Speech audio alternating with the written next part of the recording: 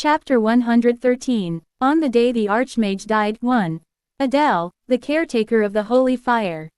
She was the girl who would come to the window of Saint Clarissa's bedroom every day to play the lute when the saint was in the holy city. I wonder if it's time for the joint combat training. I guess we'll be sparring with the second-year seniors too.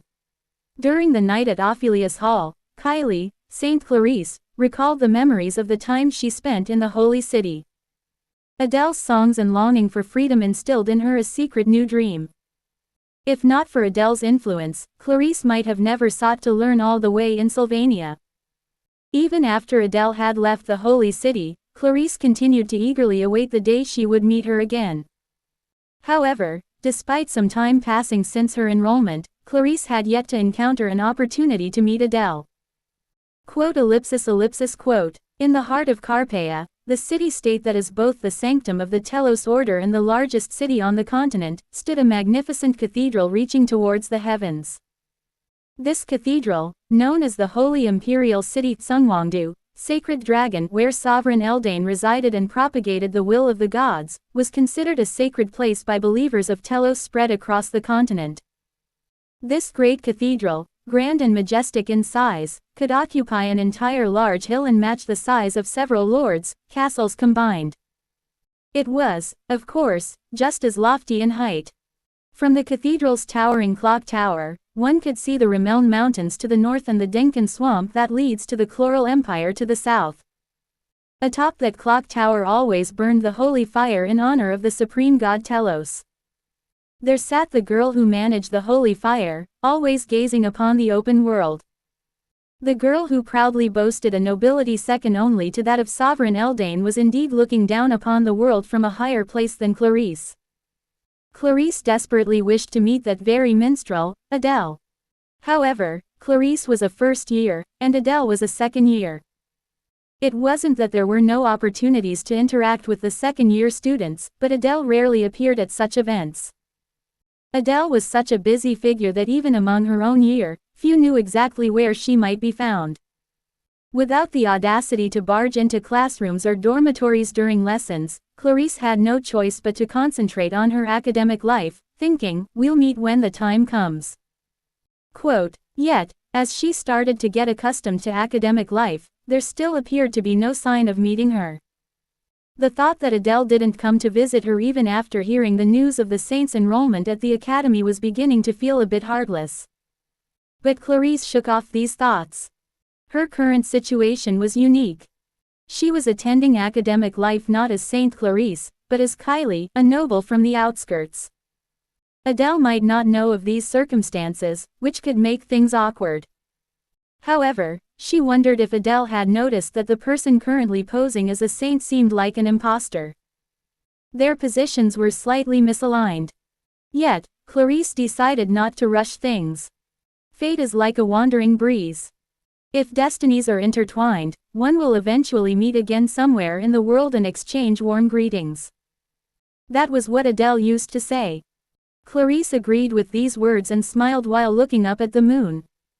Being in the same Sylvania, living in the same academy, if their connection was true, they would surely meet again. She earnestly hoped that the connection would bring them together soon so that they could address their longings. Lucy Mayrill sat on the roof of a hut with her knees drawn up to her chest, her eyes half narrowed in thought. Seated there, she could take in the entire camp at a glance, but the sight that met her eyes didn't quite please her. The spectacle of various spirits carrying well-crafted timber and building huts seemed like intruders breaching her camp. Technically, it wasn't even Lucy's camp to begin with, so it wasn't her place to complain in the first place. Still, it left her feeling less than refreshed. With a sulky face, she blew out her breath or aimlessly twisted her hair around, almost devoid of expression for someone as emotionally reserved as Lucy. The girl, who was practically the cause of this, Yenneca Faylover, was sitting by the central campfire, stretching her legs out. The construction of the huts, originally planned to be driven to harsh conditions by the spirits to complete in 5 days, came to a halt when Yenneca gave Tarkon a knuckle rap on the forehead with her staff. The lower spirits, especially Muck, silently wept tears of relief as they clapped their hands. The construction plan for the huts, which progressed as scheduled, was moving along well until the third day. Yenneker was so proud that she sat in the camp all day, humming with joy. Lucy, sitting on Ed's hut roof, felt uncomfortable seeing this. Even if it wasn't Lucy, anyone watching Yenneker's actions might tilt their head curiously. She sat by the fire poking at logs, stretched her arms and legs, took in the camp view, glanced over the hut foundation, then grinned. Her laugh was so innocently radiant that it seemed to bloom flowers around her. In between reading books, she would glance at the hut foundation and gloat, go out to gather some firewood, then survey the surroundings of the hut and return with a wide smile. She seemed deep in thought after practicing some spirit resonance training alone. Watching the scene, Lucy's displeasure grew and she eventually forgot to take her nap, sitting up with puffed cheeks. Quote ellipsis ellipsis quote. After about 5 minutes, Lucy decided to grab a few dried meats hung on the drying rack and flew towards the campfire. Thud, landing gracefully beside the fire on a rock, Lucy dusted off her clothes and stood up. Looking down, she saw Yenneker sitting on a log turning the corner of a book and spinning into rosy imaginations, truly a frivolous expression. Ah! Yenneker and Lucy locked eyes. Innocent Yenneker almost greeted her cheerfully, but she instinctively knew this wasn't someone to be glad to see. They had already had a skirmish back at Ophelius Hall. Although Yenneker didn't like to clash with anyone, Lucy was hardly a welcome presence. She didn't want to be nasty or say anything unpleasant, but she couldn't just give in. Eventually, Yenneker took a glance at the hut from her seat, placed her hands on her hips, and proudly puffed out her chest, trying to look as arrogant as possible. Even in her own way, she was making an effort to smile, her face radiating a floral glow that Lucy coldly observed with her half-moon eyes. To think such a bright smile could be so vexing was almost miraculous. With a couple of pieces of dried meat in her mouth and an armful of elementary books, I exited the student library. Thanks to regularly borrowing and returning books on time without accruing any late fees, I was now able to borrow quite a number of books at once. Admittedly, being acquainted with the librarian Elke Islan helped, as she turned a blind eye to some aspects. Phew! Carrying the hefty load of books, I descended the slope of the library and headed straight for the eastern plaza near the faculty buildings. I borrowed so many books dedicated to elemental studies because I intended to complete my training in intermediate magic at once. Not long after mastering the intermediate spell, Point Explosion, I realized that it was the only intermediate spell I truly knew how to wield. Although powerful in its own right, the impact of Point Explosion was not much different from lower-tier spells. Its ease of activation, suitability for surprise attacks, and difficulty to counter were its key advantages. Such strategic benefits are helpful in my fighting style, but I still feel the need to master a spell that's purely powerful in terms of raw firepower. After all, you never know how a battle might unfold, so it only makes sense to be prepared. I have a strong affinity for the elements of fire and wind. While I initially contemplated mastering intermediate wind magic, I soon changed my mind. Wind elemental spells often aim to control the battlefield or support combat rather than deliver sheer destructive force. Since I knew how to handle magic tools and invoke spirits, I could create such variables through other means. To truly grow stronger right now, honing a spell with undeniable firepower is the most efficient choice. That's why I borrowed a pile of elemental books, searching for a suitable magic spell to set as my next goal. The stack was so large that I had to carry it against my chest as I walked. Considering this another form of physical training, I crossed the Eastern Plaza. Off the Central Plaza, where the Student Union and Obel Hall are located, lies Eastern Plaza that stretches to the east. Rather small compared to the Central Plaza, it still had everything a proper plaza would need, like a sizable clock tower, benches scattered around, and a rather charming fountain. Musical note, musical note, musical note. As I saw a girl sitting by the fountain plucking a lute, I recognized that familiar face. In a way, no one embodied the expression, free-spirited, better than she did. She seemed at ease, perhaps done with all her scheduled classes for the day, comfortably dressed. The baggy pleated skirt falling over her thighs and the loose-sleeved blouse were exactly as I remembered. A flower bouquet-shaped accessory hung from her waist, cascading down her side. Her yellowish blonde hair, beautifully braided to one side, was adorned with an array of lovely flowers, including lilies, daffodils, baby's breath, coxcombs, and freesia. The subtle color of her hair only highlighted their delicate beauty further. "You seem busy today, Senior Ed." Quote, I considered passing by when Adele suddenly reached out to me with a swift greeting. This unforeseen encounter made me cock my head in surprise. With our eyes meeting, Adele flashed a grin as she strummed her lute. It was unclear if they were close enough to acknowledge each other or not. Adele Saris is a companion of Tylee McClure, the protagonist of Sylvania's Failed Swordsman. As a bard who freely uses various enhancement magics, she consistently appeared since Act 1, showing her face, but she doesn't take an active front and center role until the final battle of Act 3. The fact that she was seen regularly was mostly like a delightful addition, more of a garnish and an apothecary. She does seriously participate in the battle at the final of Act 2, but even after that, she doesn't seem to be doing much. Until then, Adele mostly appeared playing her instrument in unexpected places, perhaps an artistic choice to emphasize her free-spirited nature and indifference to worldly strife. No matter how dire the situation, the girl who never lost her composure, playing her instrument. The reason she could remain so serene was due to her prophetic temperament. Quote ellipsis quote. Sometimes, Adele would receive divine energy from the god Telos, allowing her to see the future. It wasn't a power she could freely control, instead, she would suddenly receive revelations and recite the future as if entranced. She was able to do this due to her unique sensitivity to Telos's divine energy from birth.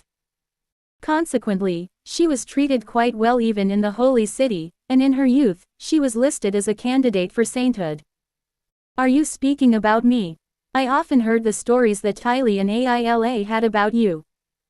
They seem to think of Senior You in a complex way, but is that so? It's none of my business, though. Tylee, the main character of the scenarios, seemed to be on the rise already. With immense talent in swordsmanship, he's bound to boast an overwhelming power level by Act 4. The scenario was already midway through Act 3, so he might be starting to stand out now. I have nothing much to do with him, a different year, and I've kept a slight distance from the incidents, but I know well that Tylee's growth curve is not likely to be stopped easily. If he continues his growth without a single waste, maximizing efficiency, he could defeat not only Wade but even Zix in the next joint combat training event. That's, of course, if he was a fully trained player.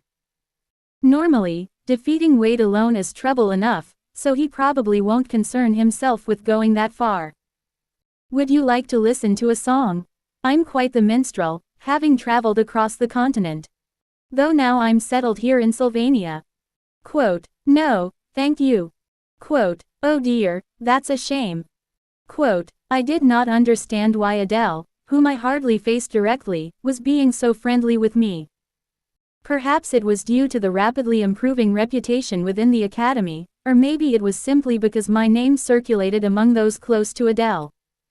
Conspicuously holding onto my elemental study books, it was as if I was giving a silent signal that I was carrying a heavy burden and needed to deal with it quickly. With a smile of disappointment, Adele graciously bowed her head in farewell. I turned on my heel and headed towards the northern forest. The scenario was now passing the midway point of Act 3. The political scene, which had been deforming slightly, began to shift off course a great deal with Tanya's election as chairman. Even though the scenario flowed somewhat evenly until Act 1, it shook greatly in Act 2, and by Act 3, its direction became unpredictable. However, the major flow was still similar to what I knew, so the knowledge of the future I held was still sufficiently useful. Yet, the twisted flow could lead to unknown consequences. It's like drawing a line along a dotted path. If you follow the dots without a hint of wavering, a perfect straight line will be drawn, but even the slightest shake will introduce a twist in the angle. At first, the minor difference might seem inconsequential, but as the line extends, it becomes vastly separated from the dotted path. I had no grand ambition to speak of, and merely graduating was my goal. I simply wanted to survive. However, to believe that everything would flow according to my will was arrogance. If the current flow of the world has come to this, merely breathing quietly won't solve anything. The course of politics had begun to shift. If we would restore it, we had to capture Krebin. But Krebin, in his current state, politically unassailable, powerful, with many loyal followers who supported him across the empire, killing or subduing him would only make me a vile traitor and ruin my life. To become strong enough to oppose Krebin, I still needed more time, and even if I had someone's help to confront him, without a just cause, I can't cut off his head. However, I am not without cards to play. There's Tanya, an insider of the Rothtaler family, and Princess Fenia, who stands in opposition to him. When Act 4 arrives and Mebular's manifestation draws near, Krebin will surely expose his own weakness. At the same moment, without fail, he will show his vulnerability. I must gauge the right moment to strike at the enemy's neck. When his vile plot begins to surface, I must be fully prepared. Senior Ed. Quote, suddenly, Adele called out to me as I was about to leave. I turned back in confusion, but Adele, without even looking in my direction, jovially strummed her lute. The pleasant sound of the strings blended with the splashing of the fountain, filling the late spring square with music. One day, if you ascend to the head of the family, you will have to kill the person you respect the most with your own hands. Quote, it was a casual remark, thrown in without any warning. Keep in mind, if you hesitate then, you will be the one to die. Quote, quote. I considered pressing for more details, but it seemed pointless. After all, Adele swiftly strummed her lute one last time, producing a beautiful tone before rising and quickly disappearing into the distance. Clutching the elemental studies books, I just stood there, watching Adele walk away.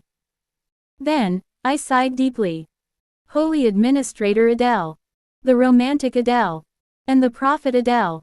Her prophecies did not always come true, so assigning a specific meaning to them was difficult, but nonetheless, she certainly had a knack for unsettling people's hearts.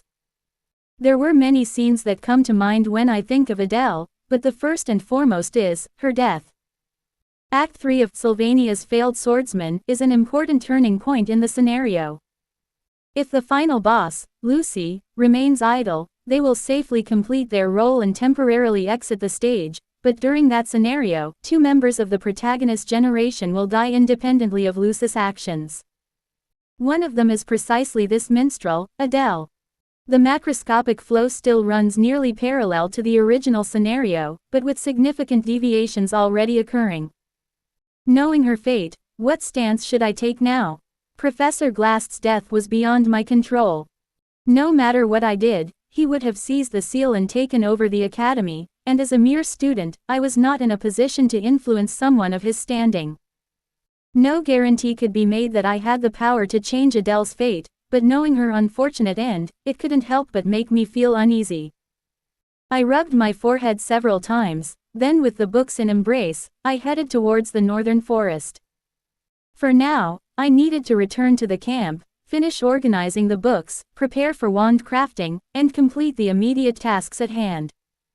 All the while, there were too many thoughts to organize. I dislike it.